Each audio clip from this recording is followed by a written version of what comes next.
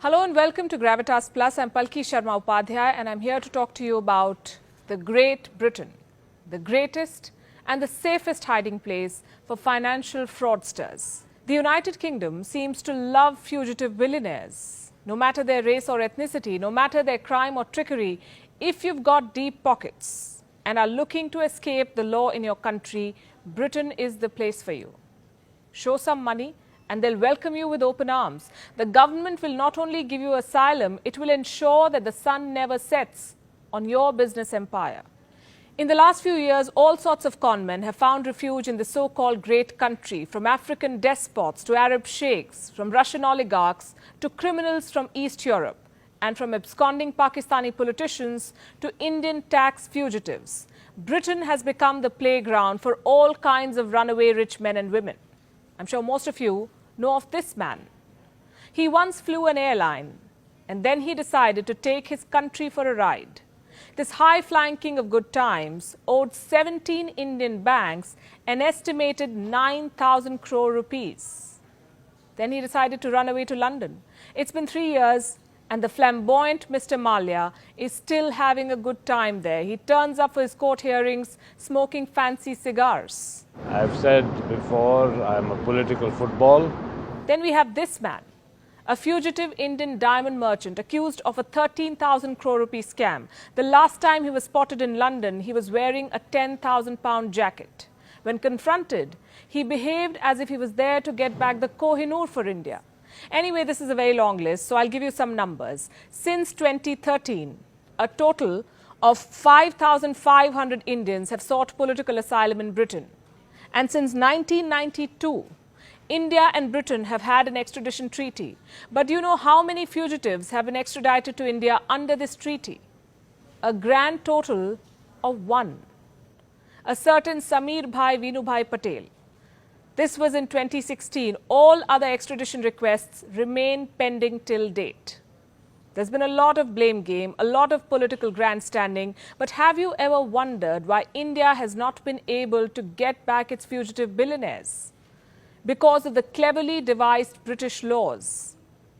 And no, I'll not launch into a lecture on law, just a few pointers. Britain's legal system is the biggest hurdle in the extradition process. The country is a signatory to the European Convention on Human Rights. So if a British court deems that the extradition is due to political reasons, or if the person to be extradited is likely to face torture or the death penalty, it will turn down the extradition request. An additional advantage, some could say, for Indian offenders. Second, money talks. These fugitive billionaires may be neck deep in debt, but they're still billionaires. They come with big money.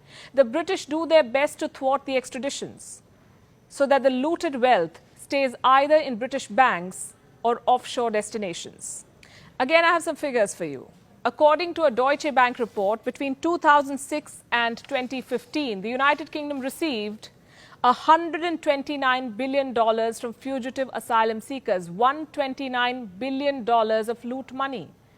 This money is said to have been routed to Britain's offshore havens, like the British Virgin Islands, Cayman, Gibraltar, Jersey and Guernsey. According to Corruption Watch, the UK's wealth management industry manages $800 billion of global wealth at particular risk of laundering. $800 billion. Point number 3.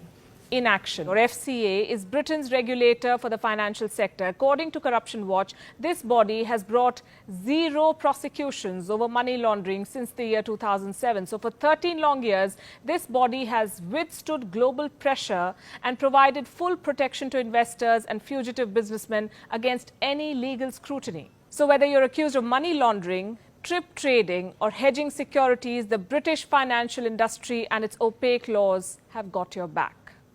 And the fourth point, Britain has some of the best legal brains.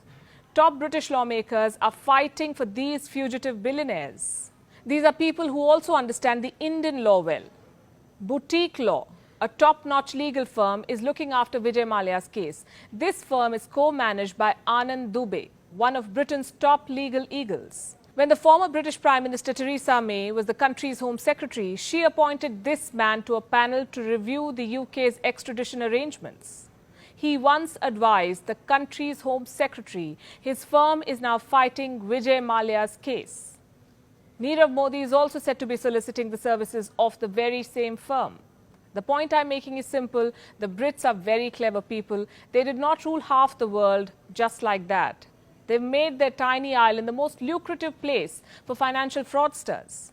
They first grant them asylum, then provide them with money laundering opportunities, take their share from the looted wealth, and finally make the nations plead for extradition in their courts. But India is so transactional in its relationship with Britain that it does not question the UK's ulterior motives behind delaying extraditions. Instead, India seeks certificates of normalcy in Kashmir from British parliamentarians. The Supreme Court of India has ordered Vijay Mallya to be present before it on the 5th of October. This is a case pertaining to contempt of court. The Ministry of Home Affairs has been asked by the judges to facilitate and ensure Mallya's presence this time. Let's see.